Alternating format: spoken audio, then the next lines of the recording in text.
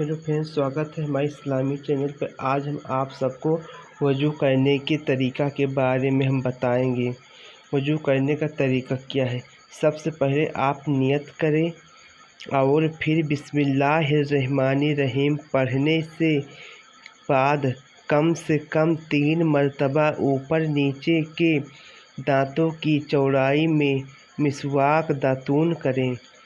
इस तरह कि पहले दाहिनी तरफ के ऊपर के दांत मांजें, फिर बाएं तरफ के ऊपर के दांत, फिर दाहिनी तरफ के नीचे के दांत, फिर बाएं तरफ के नीचे के दांत मांजें।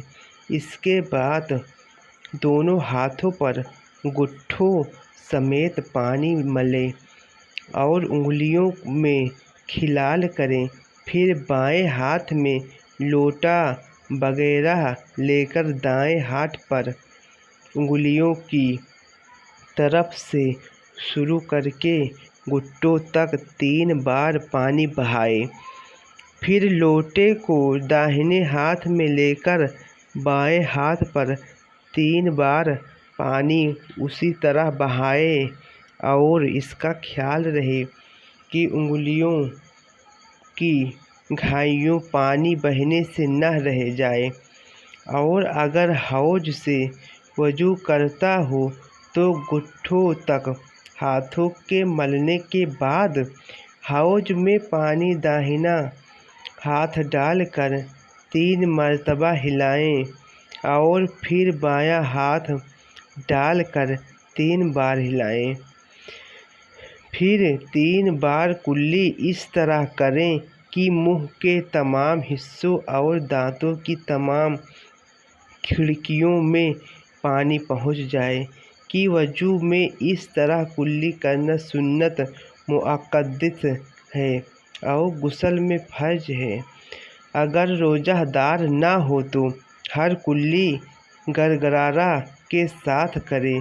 फिर बाएं हाथ की 6 उंगलियों नाक में डालकर उसे साफ करें और सांस की मदद से 3 बार दाहिनी हाथ से नरम बांसों तक पानी चढ़ाएं ताकि कोई बाल धुलने से बाकी न रह जाए।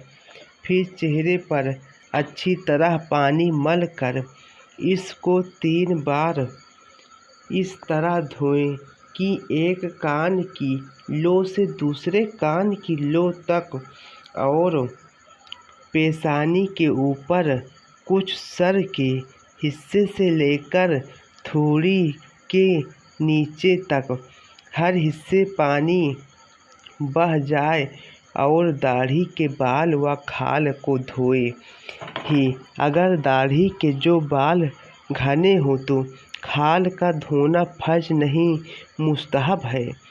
और दाढ़ी का खिलाल करें इस तरह कि उंगलियों को गर्दन की तरफ से दाखिल करें और सामने निकालें। फिर दोनों हाथों पर कोहनियों समेत पानी मल कर पहले दाहिने हाथ फिर बाएं हाथ पर सरे नाखून से ऊपर करके कोहनियों के ऊपर तक बाल और हर हिस्साए खाल पर 3 बार पानी बहाएं। फिर इस सिर का मसाह इस तरह करें कि दोनों हाथ के अंगूठों और कलेमे की उंगलियों छोड़कर बाकी 3 उंगलियों के सिरे मिलकर पेशानी के बाल उगने की जगह पर रखें और सिर के ऊपरी हिस्से पर घुटनों तक उंगलियों के पेट से मसाह करता हुआ ले जाएं और हथेली सर से जुदा रहे।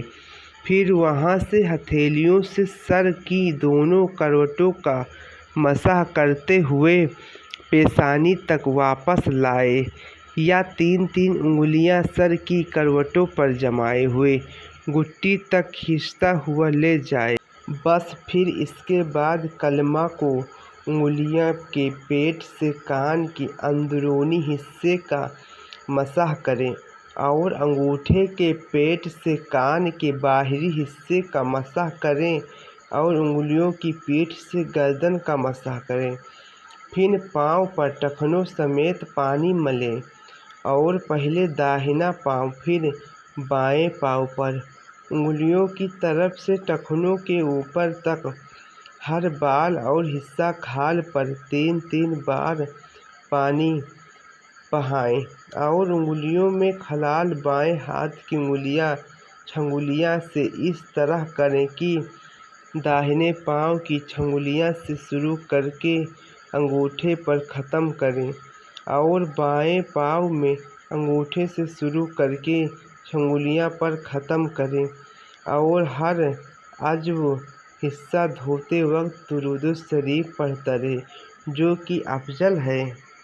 और वजू को तोड़ने वाली चीज़ क्या है? वजू को तोड़ने वाली चीज़ यह है कि पेशाब या पखाना करना। पेशाब या पखाना के रास्तों से किसी भी चीज़ या पखाना के रास्तों से हवा का निकलना, बदन के किसी हिस्से या किसी मकाम से खून का पीप निकलकर ऐसी जगह बहना कि जिसका वजू या गुस्ल में धोना फर्ज है। खाना या पानी या खून या पित्त की मुंह भर कै हो जाना, इस तरह सो जाना कि बदन से जोड़ ढीले पड़ जाएं, बेहोश हो जाना, घसी तारी हो जाना, किसी चीज़ का इस हद तक नशा चढ़ जाना कि चलने में कदम लड़खड़ाए, दुखती हुई आँखों से पानी या कीचड़ निकलना वजू की तोड़ने वाली चीज़ हैं। वजू करने के बाद की दुआ यह है। वजू के दरमियान दरूद शरीफ पढ़ना मुस्तहब है और वजू करके यह दुआ पढ़ें, अल्लाहुम्मा जअलनी मिन तव्वाबीन वजअलनी मिनल मुतत्तहिरीन और कलमाए शहादत भी कहें। इस तरह वजू की सारी चीज़ पूरी हो गई।